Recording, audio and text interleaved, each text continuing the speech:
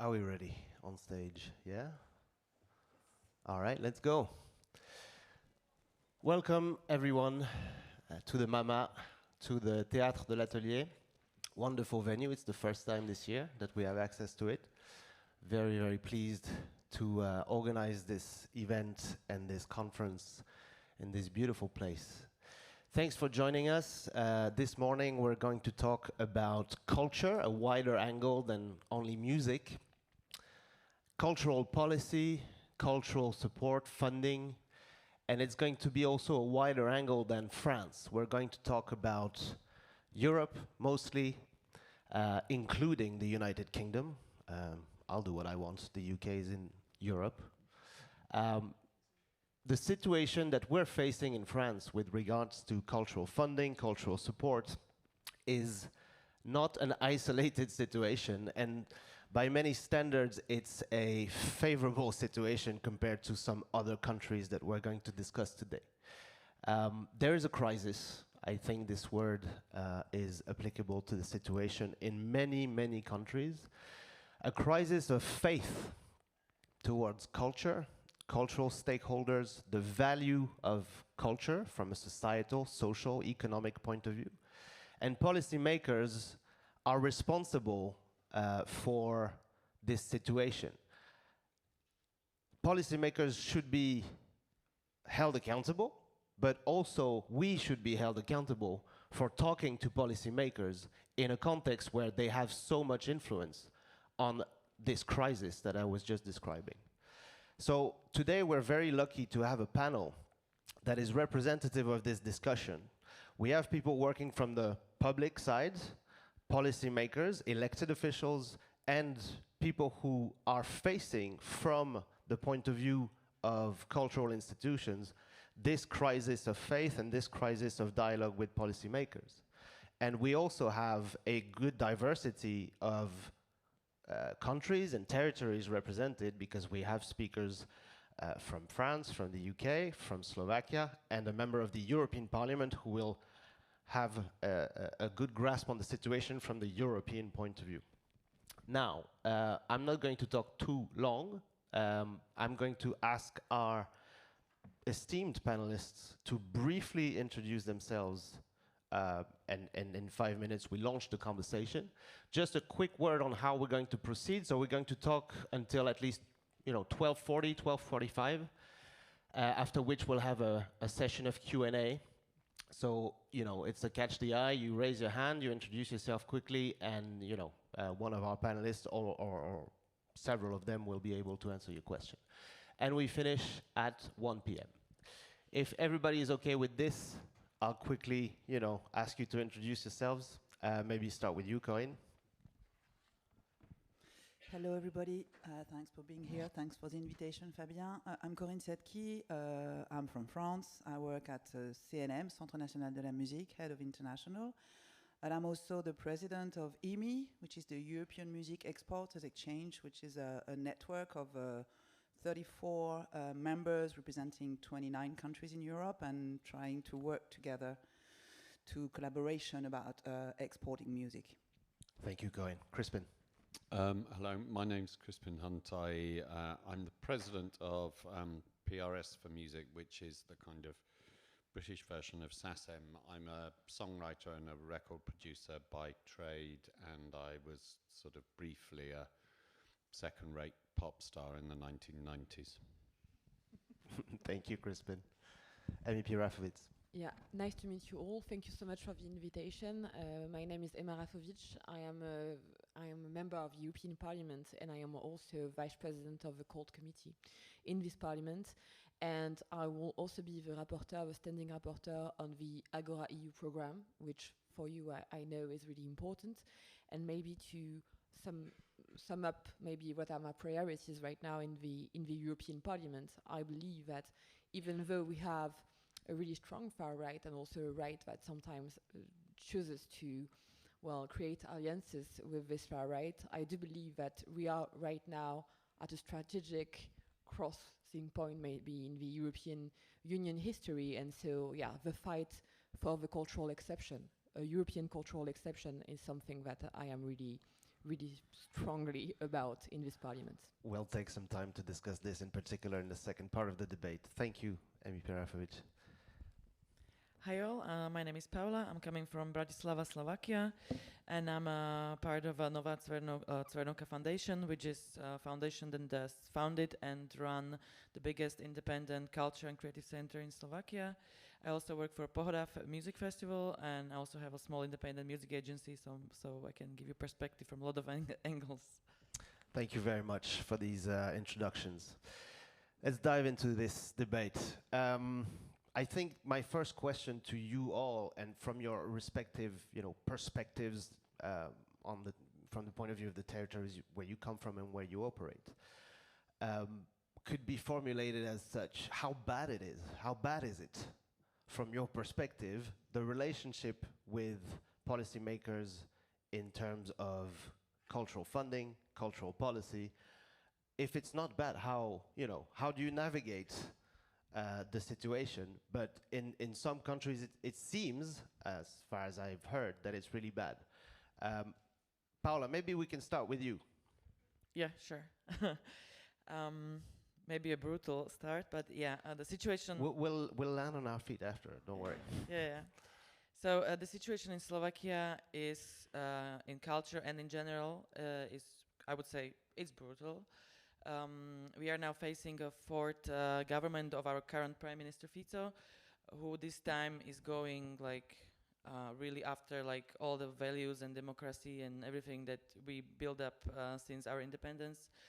And I like to compare it to people who doesn't know really Visegrad countries or Central Eastern Europe situation to what's happening now in Trump's America.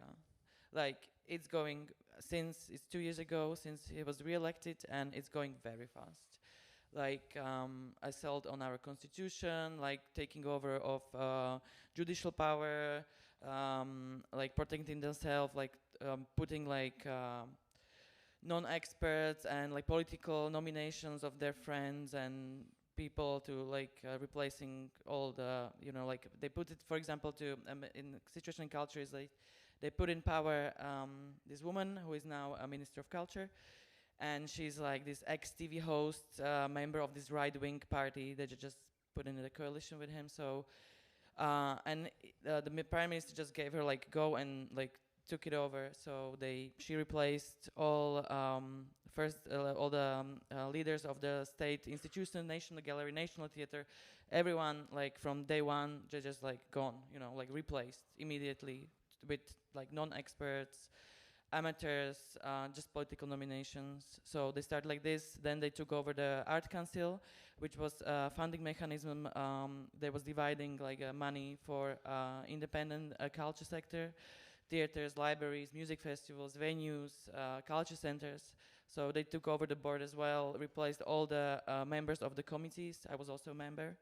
So replaced everyone, and also who was left there also left because they didn't want to be part of that system. So it's brutal. So it's a methodical strategy yes. to replace people who know what they're talking about by political allies, or yes men, yes women. Yeah. So they're keeping the institution, they're keeping the funding mechanism because they want to be. The veneer. They need the money. Right. You know, they just put their people in power to these organizations so they can use the money and just put their. And what's also really the worst is they are trying to persuade public, the narrative is that they've been this elite group of artists, which means professionals, that they've been taking money for so many years, and now is the time for other people that to have this somehow money. The artists are privileged and they're stealing taxpayers' money, right? And they're trying to put this narrative in public, there was this elite, progressive. People, LGBT, right.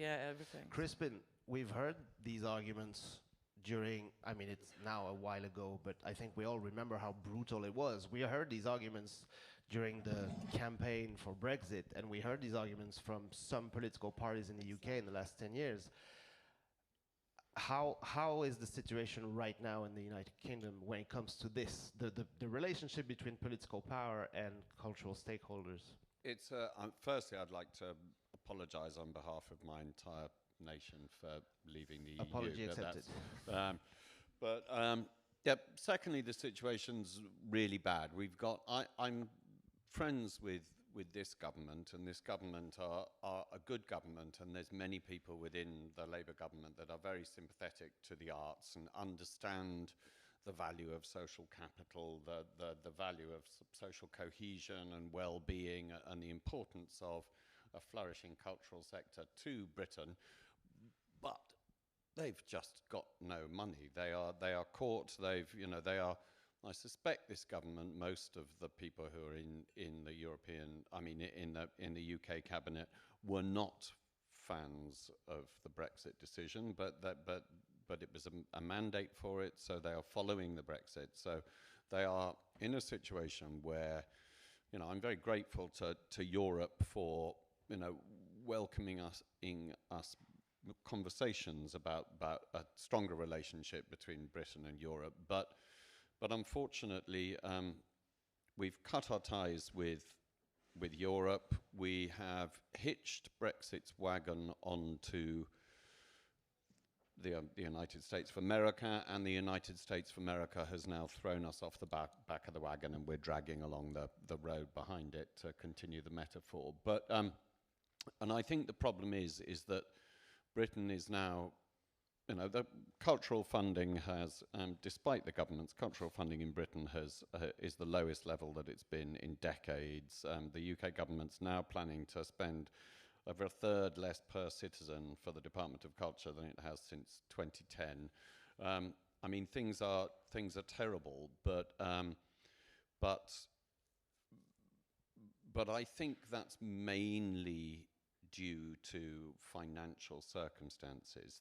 And also there is now pressure, because we've hitched our wagon to America and Trump's America. There is pressure to, place the headquarters of the large American tech firms in Britain as a kind of regulation light zone, so they can sell their technology into what they assume is going to be a more regulatory, sure situation in Europe. So plan, and they want culture, they want content. Britain, always thinks. Final point. Britain always thinks of itself as a nation of kind of barristers and battleships and bankers, but we're not really. What we mean to the rest of the world is the Beatles, Mr. Bean and Banksy.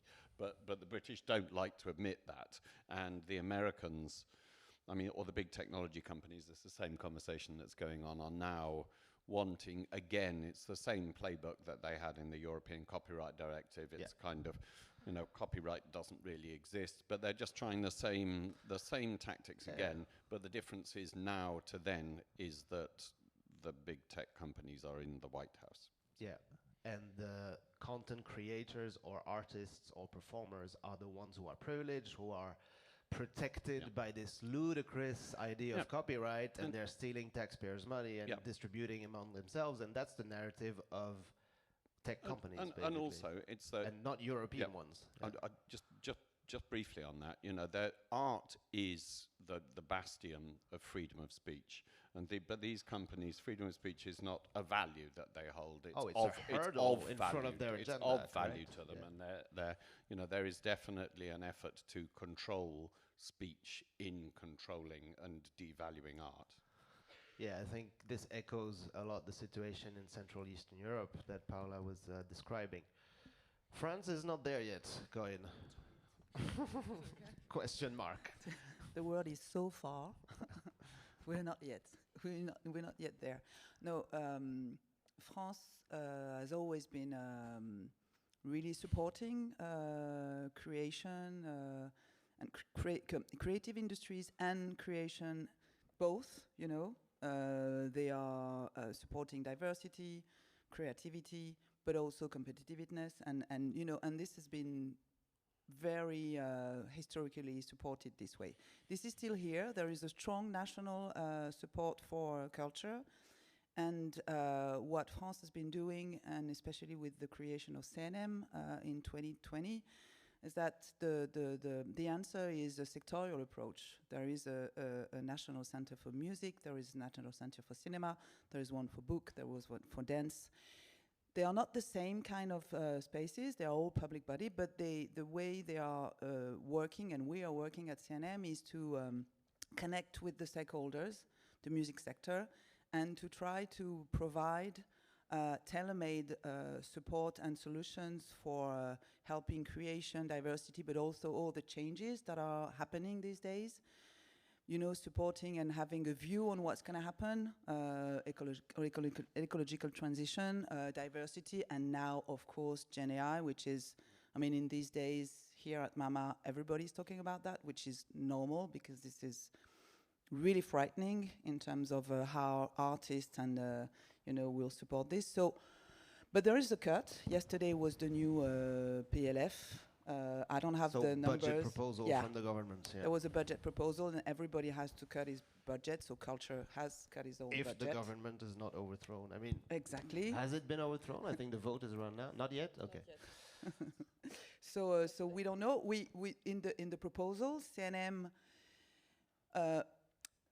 looks safe because there will be a cut in the proposal. There's a cut in the funding from the Ministry of Culture, but there is more funding that can come through the taxes that are providing our fund. You know, everybody in the room here knows that we have this value of taxes from the sector, which is then coming back to support creativity, diversity, blah blah blah. But I would say, and I don't have all the numbers, but I would say that maybe collectively in regions and departments and cities, maybe this is not the same case. I think there are a lot of cuts, and I think there is a lot of institutions and associations in France that are really frightened about the cuts in culture and are really facing this regionally speaking. You have another hat, so to say. You're the president of a European organization that brings together export offices, to use a quick definition. And so your colleagues in European countries, they don't have the same kind of support or architecture around them that France has in terms of sectoral support for music. You explained the role of the CNM.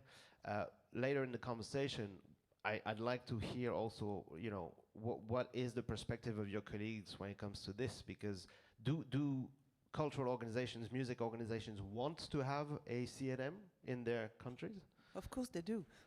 They would like to have intermittence du spectacle. Right, yeah. They would love to have this, and they would love to have a CNM. And so that could be a template for other... Yeah, they are really, I wouldn't say jealous, but they're really looking at what we're doing. And they are, many times I'm like talking about the way we have these taxes on ticketing and now on streaming, and the way we are putting the economy, I mean the good economy of music back to creation and diversity. So that could be one way to create a virtuous circle, right? But it implies that there's enough money flowing into the system. Yeah, I think at EMI so far, what we've been trying, well, now we have a support from the Commission, but the heart of it was to share and it's a principle of solidarity. What we're trying to do is really to share what if France is able to have a market study on a market and to go in another country and Slovakia cannot do, we are sharing the knowledge, the contacts and the tools so that in every country in Europe there could be enough support and tools to export for any musicians or professional. Okay, no, we'll touch upon this in more detail in the second part of the conversation, because I think we will look at solutions and keys maybe to unlock this. But we are lucky today to have a member of the European Parliament who can also enlighten us about how it will work, or how it works now, from the point of view of the European institutions, the European Union. Some of you may know that there is a program for cultural funding in the European Union's budget. the European Commission has just formulated its new proposal for the next 7 years of financial programming of that money. And MEP Rafovich here is going to be responsible at the European Parliament to put together a report, so as a rapporteur, to examine this proposal and make amendments to change it if the European Parliament wants to change it. Stop me if I'm saying something. No, you that are is not right, wrong. and we are going to change it. Maybe I can talk about the context Of first, course, if it's okay, please. because I think that obviously Creative Europe, as it was called now, Agora EU is something that is going to be really important. I think that it is important, that right now it is not important enough, obviously, in our budget proposal. However, why it is important and why do we care about culture, basically, at a European level especially? I do believe that right now in Europe, in the European Union, but is also the case in every member state, we are facing a cultural battle. We are facing threats for our democracy, for our social model, for obviously what we call also the rule of law. These threats are coming from the outside of the European Union, obviously, when we are talking about Donald Trump, and you were right to talk about that. They are coming from China, they are coming from Russia.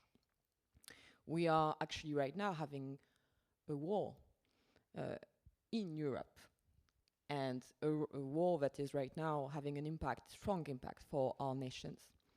And I do believe that when we are talking about constructing and building a Europe of defense, we are not only talking about munitions on the front. We are talking about how are we fighting collectively what right now is constructed as a cognitive war, a war on the brains of Europeans. And so yes, right now what we are seeing is obviously far-right forces that are trying to manipulate culture because it is obviously a way to destroy democracies. We are seeing that outside of the EU, when we are talking, of course, about Donald Trump and the way he is obviously working with the big tech, and you were right to tell that there has been an alliance, I would say, between the far right and what we could call before, well, traditional liberals. And obviously I am talking, and I want to say that really clearly, I am talking from my point of view, which is the point of view of, as you said, an elected official, but also a socialist, and I want to be really clear about that. Right now in Europe, we are seeing also that this war is really active. We are seeing powers from the far right, especially in Hungary, for example, who are trying to destroy the way culture is organized within their country to destroy democracy and shape it the way they want to shape it. But, and maybe that's where I will be less optimistic about France. I do believe that the right and especially traditional parties who were before on the side of the cultural exception are more and more turning to a view that is Trump view. When we are seeing that Christelle Morancet, for example, in the region of Pays de la Loire, or other like Laurent Wauquiez before in Aura, or the way that Rachida Dati, still now, the Minister of Culture, is actually lowering cultural budget, but also trying to attack really in a direct way the public audiovisual system, I would say. We are saying that basically there is right now something that is happening and that is really worrying for us. And I believe that Europe has a role to do. And our role right now is obviously to fight for cultural diversity, for freedom of creation, for the cultural exception in Europe, not only because we like artists, obviously we do love artists, but because I think that it is a question of surviving as a democracy in a world that is right now facing, I would say, chaos. This is really happening, and I want to say also that what is for me really not frightening, because I am not frightened, but worrying, is that we are saying that far-right and right-wing governments are right now more aware of the power of culture than democracies.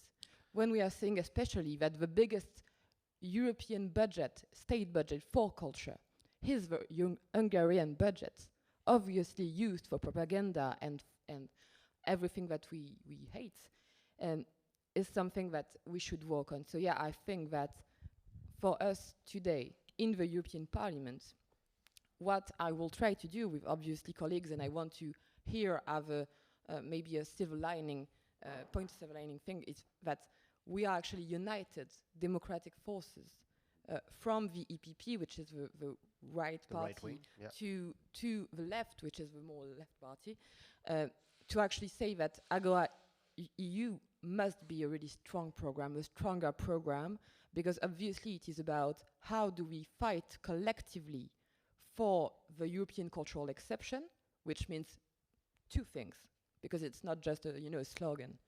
Cultural exception in Europe, it means regulation to protect artists, to protect authors' rights, to protect basically the right of creation and the fact that we have European content and European culture in our daily lives, but it also means fundings. And fundings that are correctly oriented to protect the regulation and the cultural exception. This means, and I'm sorry I'm really long, but I think it's important, it means protecting independence of creation, fighting concentration, which is right now, I think, one of our biggest challenge in Europe concerning every cultural sector, actually, from theaters to cinema to music, obviously. And I think that, I hope that the work that we will do in the European Parliament will actually have a strong effect on national policies. But just be aware, I think it's really important for me to say that to all of you here, that there is people in the European Parliament, and I am one of those people, who actually think that culture is right now maybe one of the most important battlefields that we have for democracies. And so yes, it is not just a combat and a fight for people working in culture. It is obviously it is also that, but it is, and I think that's the most important part, a fight for the survival of our democracies, basically. Thank you, MP Rafovic. I think a lot of the people in the audience, a lot of people who come to this convention sometimes lack this kind of speech, those kind of words of support from policymakers, because it's true that it feels lonely, sometimes, especially, again, France still holds it together, but like I was seeing you nodding, Paula, like in almost in relief that you don't hear that very often in Bratislava, right? This kind of speech. And you are on the battlefront, just like your colleagues in Hungary, your colleagues in Czech Republic now, yes. Right? Your colleagues in Romania, your colleagues in Bulgaria are on, like at the, and France of course, but the edge, right, is really under constant attack. And what was described by some of you, which is the the change of narrative now.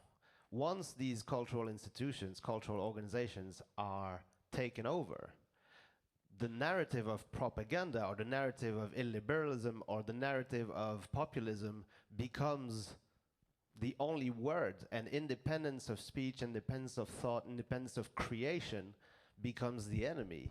That is happening in the US. We talked about it. That is happening, it happened like 25 years ago in Russia, but it's happening in Slovakia, right?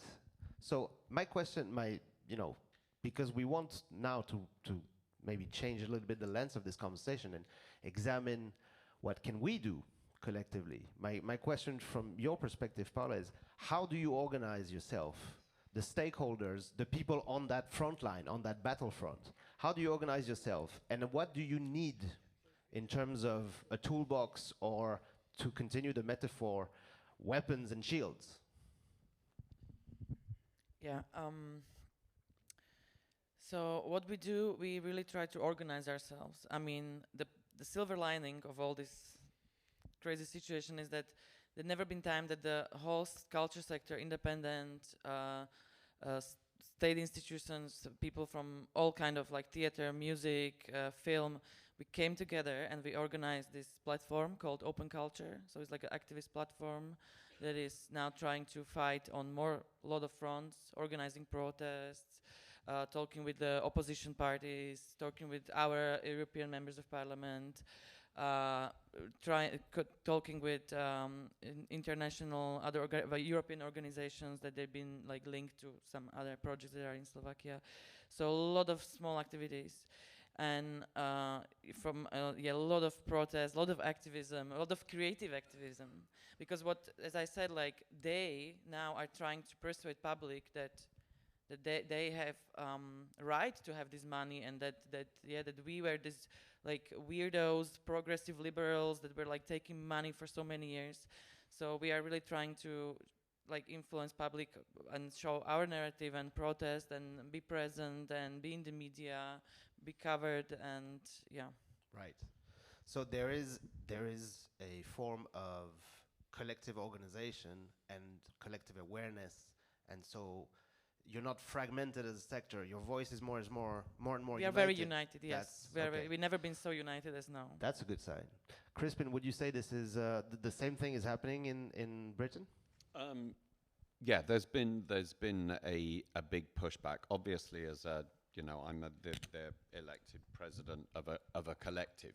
We are, and I'm very proud to be that. And in a sense, collecting societies have always been an army of kind of cultural Davids trying to take on the Goliaths.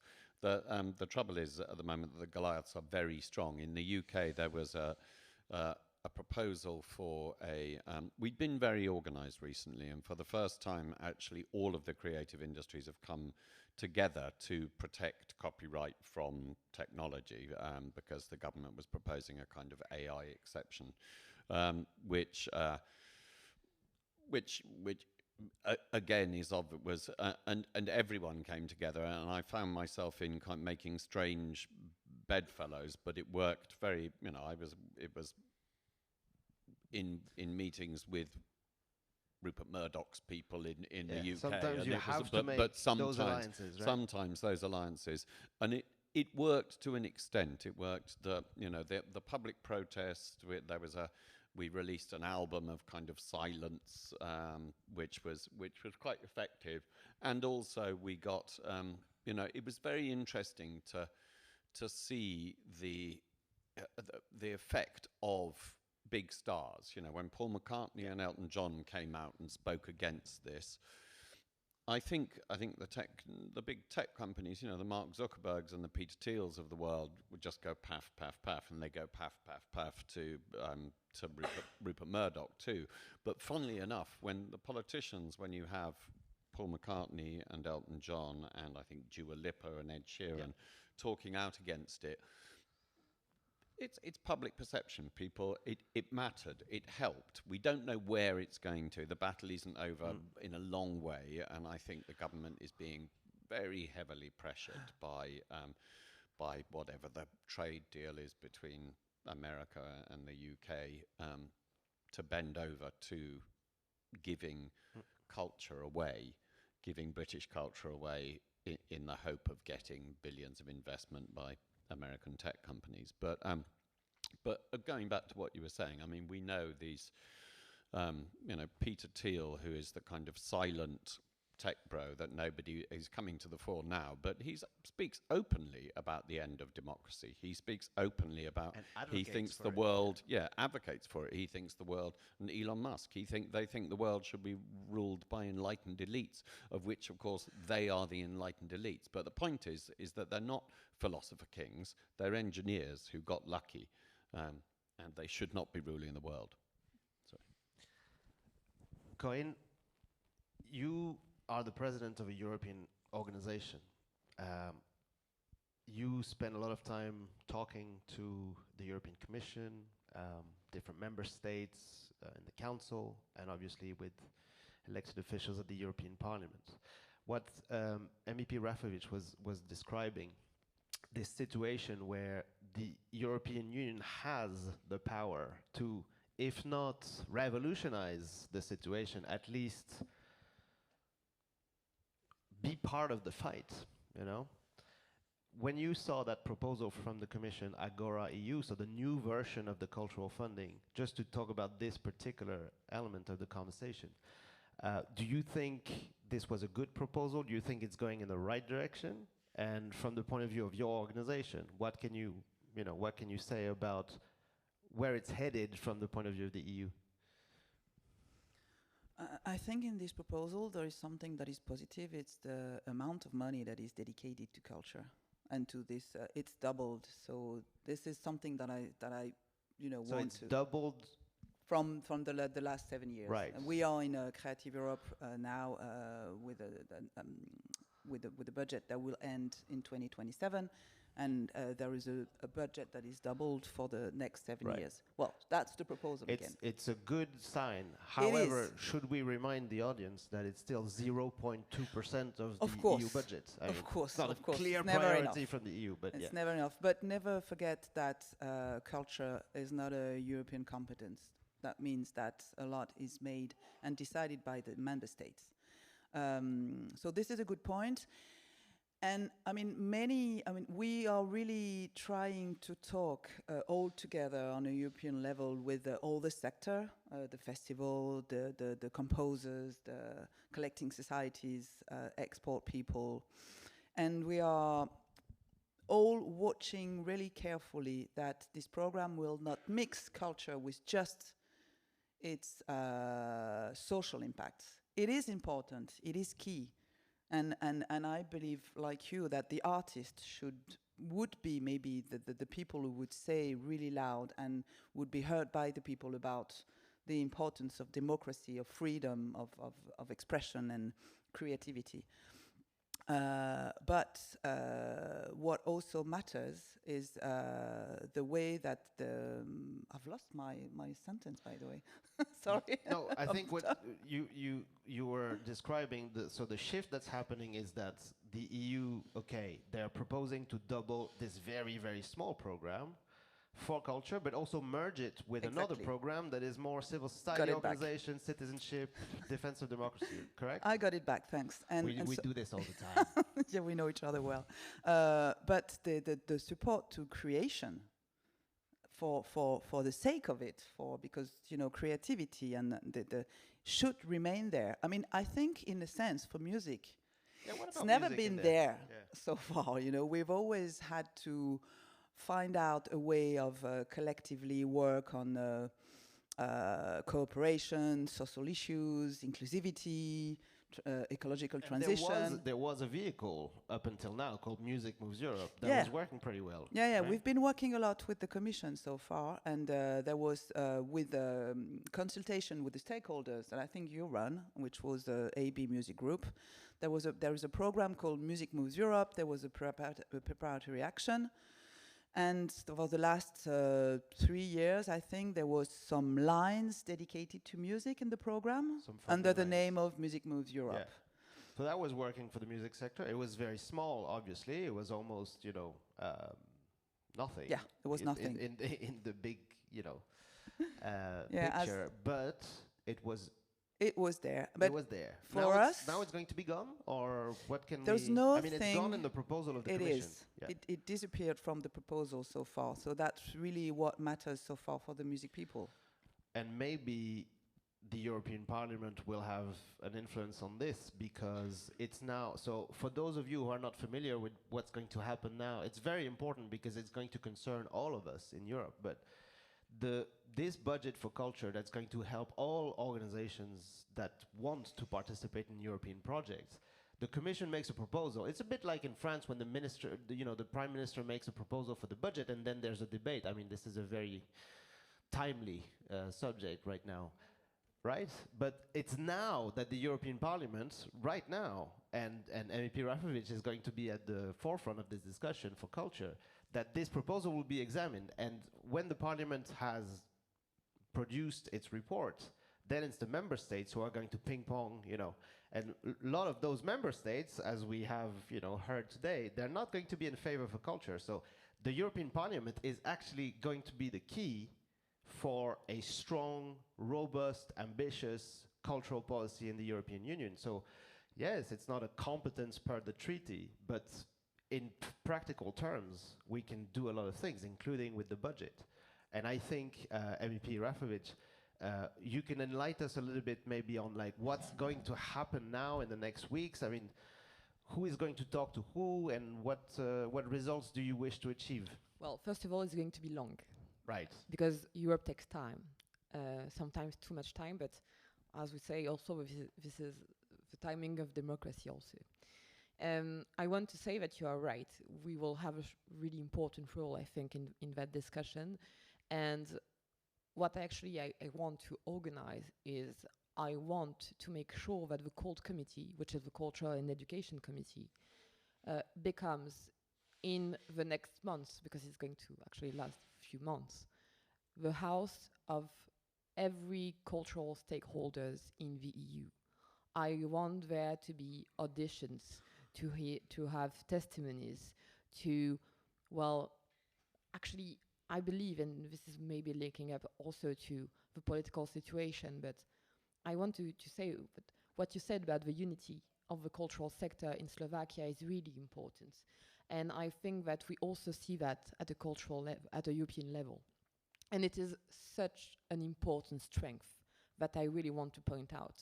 When I joined the European Parliament, more than a year ago now, but it's not a long time ago, I actually saw a lot of stakeholders from the cultural sector.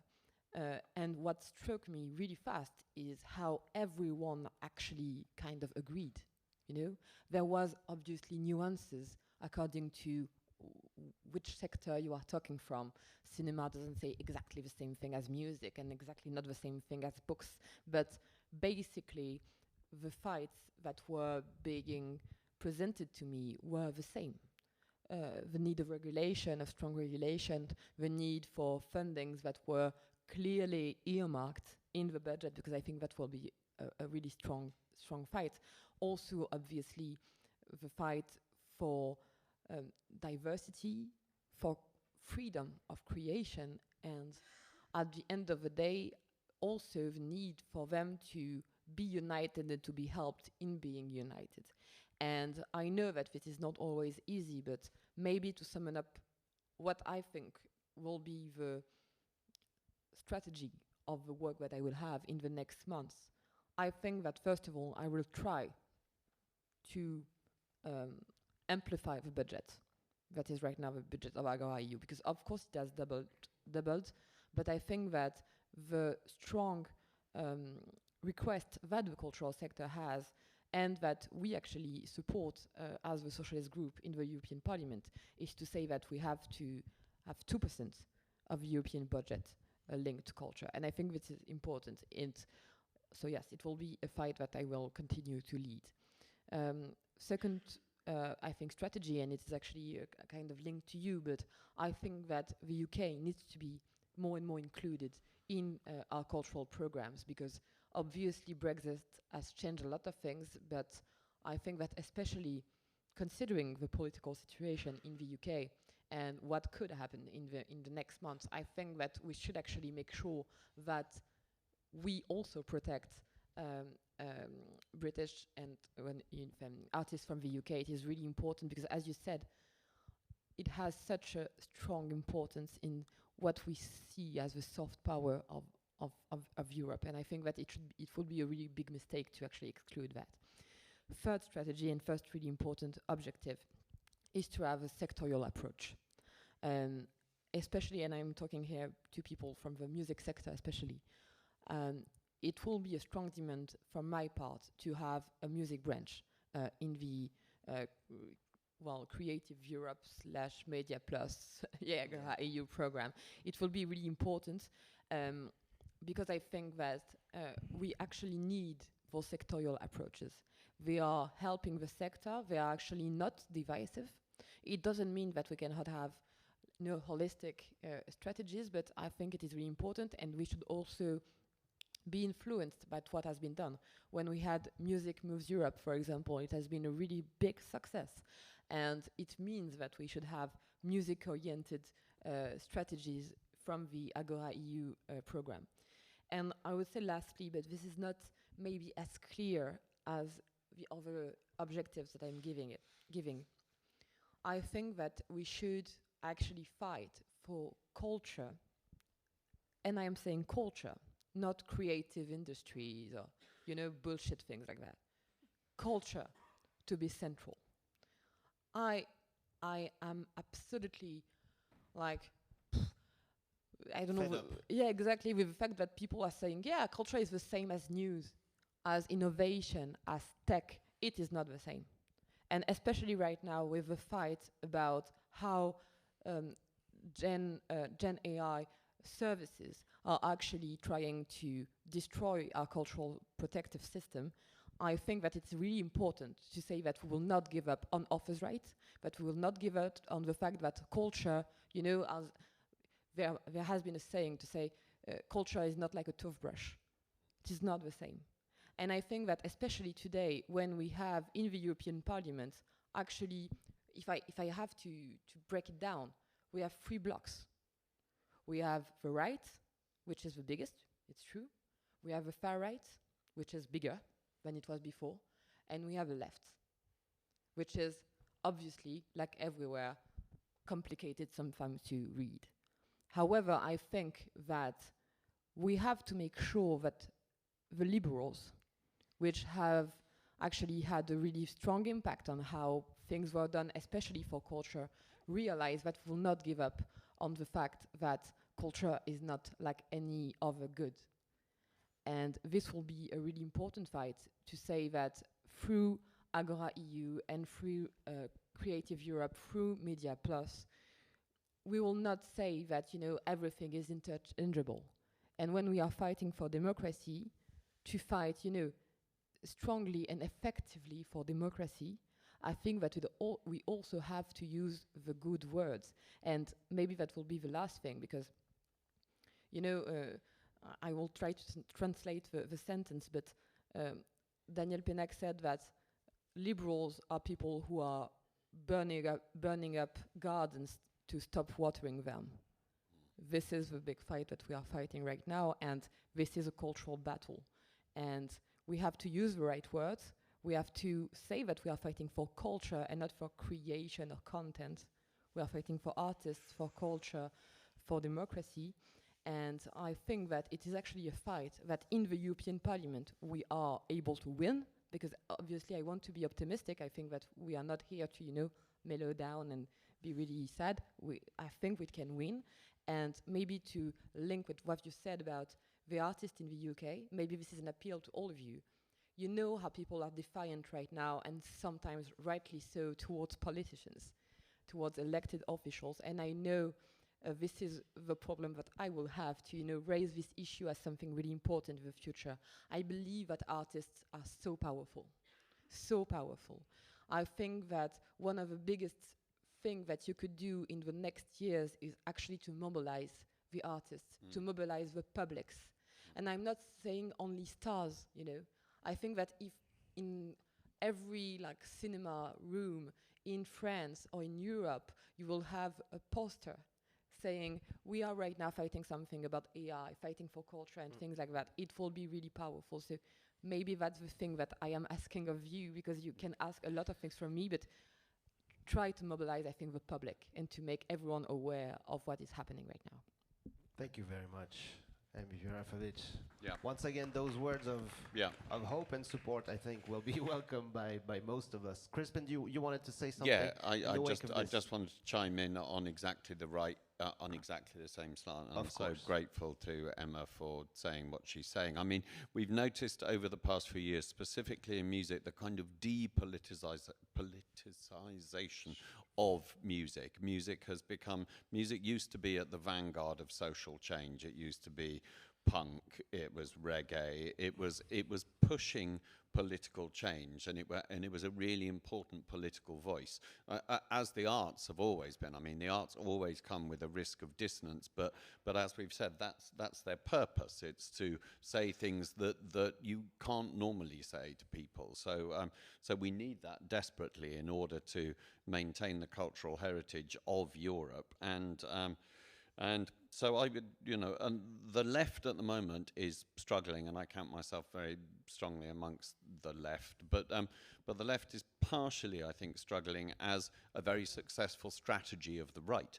We're being bombarded by problems, and the moment you sort of think something happens on a Monday, and you think, good God, how are we going to deal with that? Then something else happens on the Wednesday, then something else happens on the Saturday.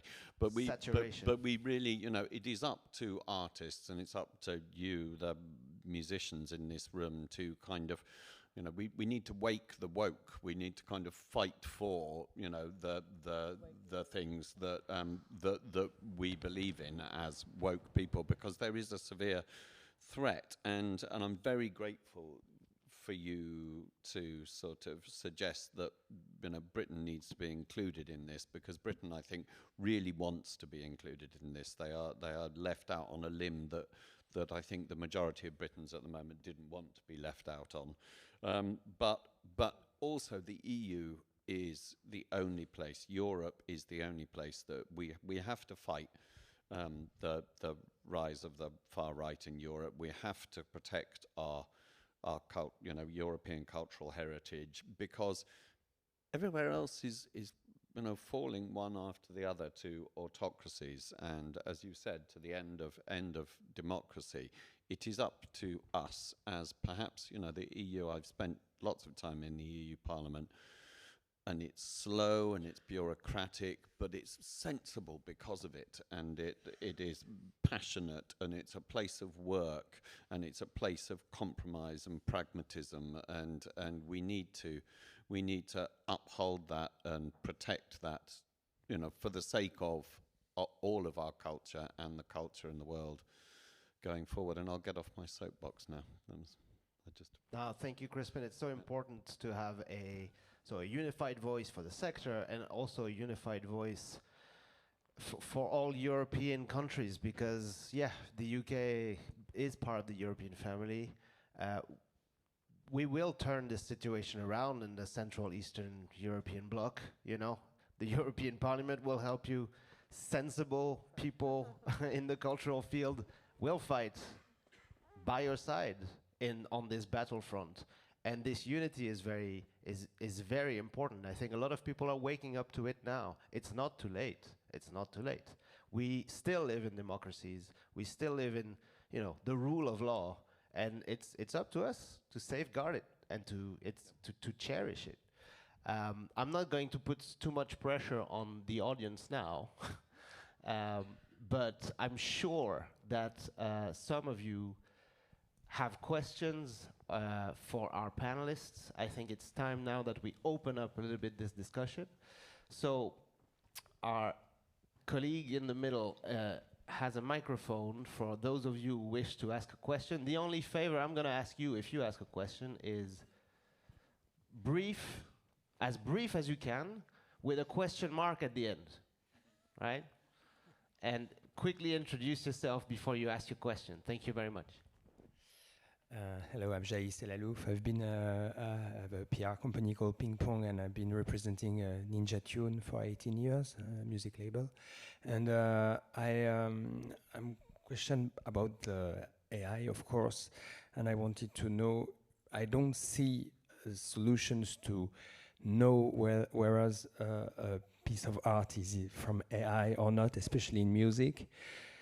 And do you think there will be solutions to differentiate that? And because now I heard that SACEM is receiving hundreds of thousands of tracks that are made of AI, and it gets PRS as well.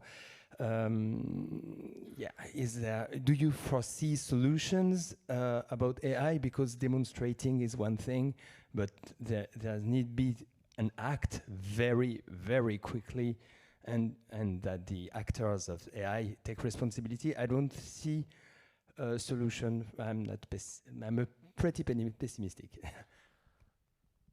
Go ahead, Crispin. I will not answer this. I think you're right. I see the same thing happening, and I don't know how we should tackle this. What I'm sure is that our unity will be the answer. Yesterday, the opening panel was about this also, and the fact is we have to define first where is the limit of the usage of AI in a track, because you know that many artists are using AI in what they're doing. So how to really define what's a totally Gen AI track and what's not. I think the question, of course, and I think SACEM is on it very strongly, and all CMOs and authors' rights companies, about how to really secure the fact that all the tracks that are being used to train this AI will be, rewarded. That you can't really steal all this culture for nothing. And I think there is another point, and I think you're right, is how then we can differentiate when we'll have this is not a human track. How to differentiate the revenue that you will give to one versus another one. But this is something that we have to discuss with the platforms, with the publishers, with the artists, and with everybody. So how do we start this? Where do we start this? Maybe we'll start with Emma and then finish with Crispin, if you don't mind. Yeah, Crispin. about AI, I maybe want to sum up maybe where we are right now and what, for me, are the big challenges. I will say what happens before, basically, there is AI-generated content. So how do we deal with the fact that AI companies are stealing works that are copyright or author's rights protected? And second, how do we deal with the content? This is it's not the same issues that are, well, obviously linked by the technology, but it's not the same. I want to say, first of all, that we are not against AI. We are not against technology. We are not against innovation. However, we must fight against the practices that are right now the practices of, I would say, predatory companies that are the big tech, basically, and that are using technology and innovation to actually destroy a framework that is really important for democracy and for artists. I will not repeat myself from the first one. For the first one, I think that we have the AI Act in Europe that is obviously a really strong tool, however, with insufficiencies. Obviously, in the copyright directive, there is the TDM exception, Article 4, text and determining protection. I think that this is the biggest mistake that is in this thing. We have right now in the European Parliament, some people here have already talked with me about that, so I know that we are well aware of that. There is what we call an INI report, well, basically something that really comes from the Parliament, redacted by our colleague Axel Voss, about AI. We actually have worked a lot with him about it. There is things here that we like, some that we don't like. I will say that I think that for the long term, we need to get out of the opt-out optic for artists and really go towards an opt-in and licensing market strategy. And second of all, obviously try to find jurisdictional way, and we have done that in the report, have a wall for the judge to actually protect people. It was actually influenced by the report from Alexandra Ben-Samoun for the CSPLA, which is really strong. And so we are still working on that, and we are really fighting. I want you to know that. For the second part, this is actually, I would think today, the most blurry part for politicians and MEPs right now, but I think that things that we need to do is actually saying that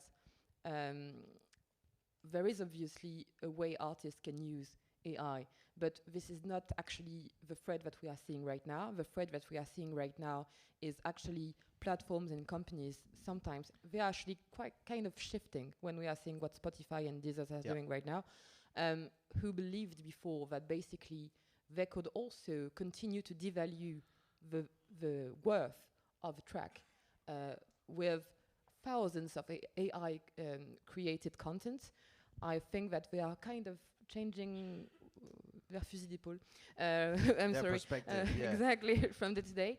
Yeah, we we saw, need for instance, these are I've- adopting the yeah, artist-centric model. Yeah, it's really interesting, but still we need regulation on yeah, that it's part. far from. So I think that we need to have strong labeling, strategies to say what is AI-created content for the transparency and for the public to know, because it is important. And at the end of the Labeling day, in the European jargon. yeah, exactly. And then of course I think that what we also need to do is having frameworks at the European level that are actually I don't know how to say souple, but to Softer, softer, more flexible. to be not too old when they are actually published, which is I think some of the issues that we have right The now. AI Act Exactly. faces this problem. Yeah, Can I ask a question to Emma about that exactly? sure. Just wanted to know, do you We'll have believe- to take another question Yeah, after. I know, huh? but do you believe that the timing of decision making at the European Commission is Europe- short enough to tackle all these questions? I had to I hurry think up. that with I mean, the it's- Commission, we have two problems. First of all, and I think this is the biggest problem, I think that from a political standpoint, the European Commission is right now disagreeing with what I am saying. And I think that if you actually are stakeholders who have participated to the copyright working groups for the code of practice, so I'm sorry, I try to explain that in a more It's okay way, like Yeah. it's not too technical, but basically now that the AI Act has been voted, now we are in the moment where it has to be applied. So the Commission has the role to apply it, and there has been working groups with stakeholders to actually, try to say what the best implementation is. And I think that this is really worrying, because what I have heard from stakeholders, because we are not in that debate, is really worrying. I'm sorry. no, it's So yeah, I think it's two problems. One, I think that there is a political problem. We are not on the same side as the Commission for that problem. Two, it is obviously sometimes too long, but probably the most problematic thing from the Commission side is that it is not transparent enough, I think. Yeah, I think a lot of people who have interacted with this European Commission, so since it was in place last year, have the same feeling from the stakeholders' point of view. It's a lot of contempt and not a lot of listening. Crispin, briefly on AI. Okay, yeah. To answer your point, AI itself is not copyrightable. Copyright has to be a human creation. So the problem for collecting societies, Ampha, is to exactly as you said, work out the level of kind of human input, and then it really becomes something to do with the value of the distribution as well. If a robot has written the lyrics but a human has written the music, that should probably have half the value. We haven't crossed this yet, but that should probably have half the value. But also, I mean, make no mistake. You're quite right. AI stuff needs to be identified always, and I note with some kind of irony that China, who is supposedly the big demon of AI that we have to get rid of, they have already passed regulation to make sure that all 100% AI stuff should be identified. So they're ahead of us on that. The whole talking about the slowness of regulation, I think. Regulation is always reactive. The sort of argument that the genie is out of the bottle, so there's nothing you can do with it, is a nonsense argument. Cars can drive 200 miles an hour, but the speed limit is 80 because cars driving 200 miles an hour would be bad for society. So law always has to. If the moment law starts getting proactive, then we're in Trump territory. So we need to be slow and agile, and yeah. And thoughtful about And how thoughtful. we But contribute to policy making. Yeah, but AI is it's a collage of the past, just masquerading as the future. It's not really anything new, and it needs to pay for the content on which it was trained and the content on which it is continually trained. It's a collaboration with artists. If you make a tune that you're singing a song over the top of AI music. Yeah. That AI music is not a robot that's made that up. It's a robot that has kind of chopped up loads of other people's work and put it in. And it exclusively human work. That's and the most it's tragic totally- thing about it's it. totally possible as well. That, I mean, the narrative from the AI companies is that, oh no, it's impossible to tell which track this comes from. But that's an utter nonsense. Yeah, In fact, that's especially just a in lie. music, it's like 60 or you can go. It's the drum beat from the Beatles. Oh, we know. It's the bass line from Fleetwood Mac. It's the synth from Stormzy. It's actually a relatively short amount, a small amount of works that go, the provenance of a new work. And the technology companies could pay for this perfectly well. They just don't want to because it's expensive. But mind you, it was expensive. One last point, it was very expensive, talking of regulation, it was very expensive for the motor industry to put catalytic converters in. But the regulators did that because that was better as a society too. With the answer to the machine is in the machine. The rule of law is more powerful than any economic actor. We've witnessed that in the last 250 years, anyways. So why are we still having this conversation? If we want to do it, we can do it. It's just a company. Yeah. Anyways, that was my 5 cents on this. Sorry. Any other questions?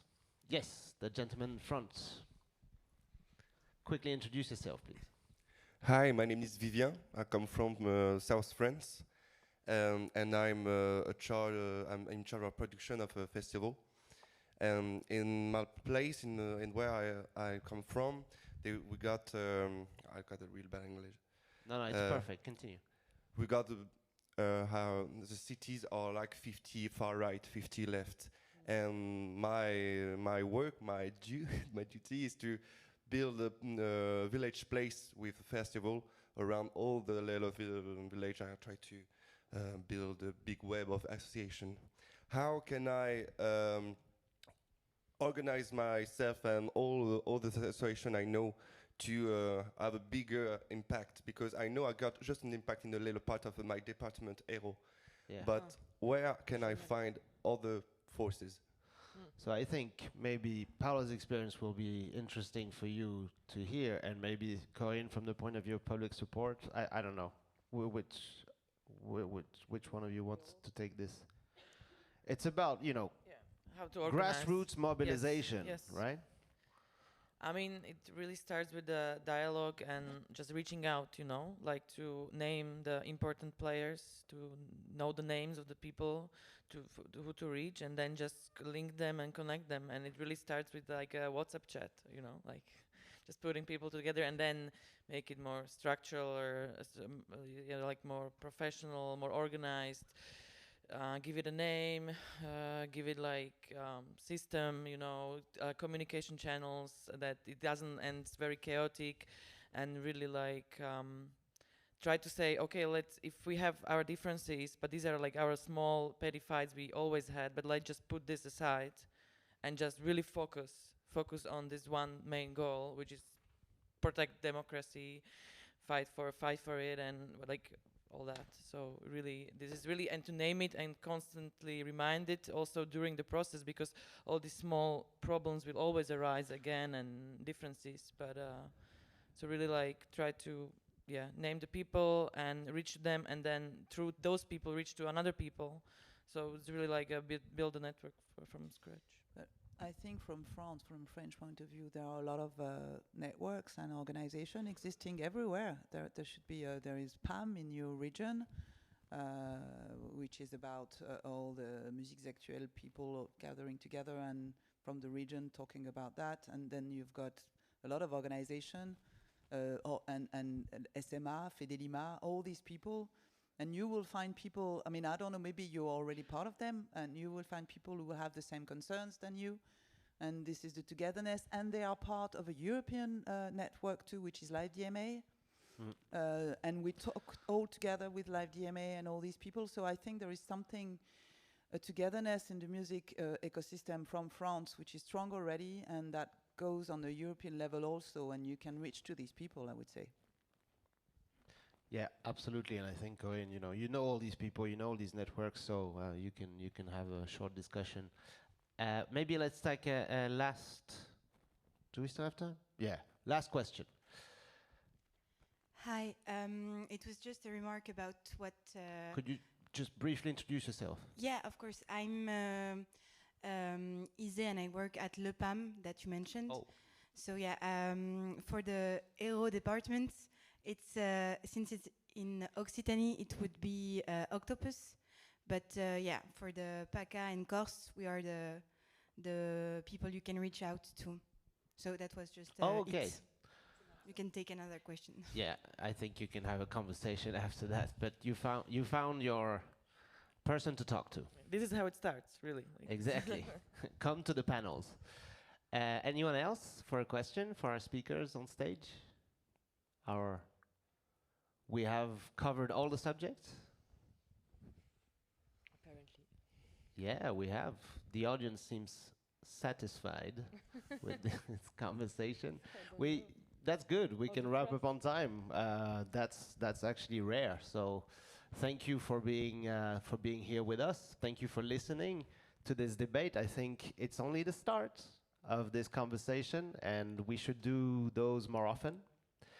As far as I'm concerned, it was a pleasure. Thank you very much to our speakers. I think you can give them a solid round of applause.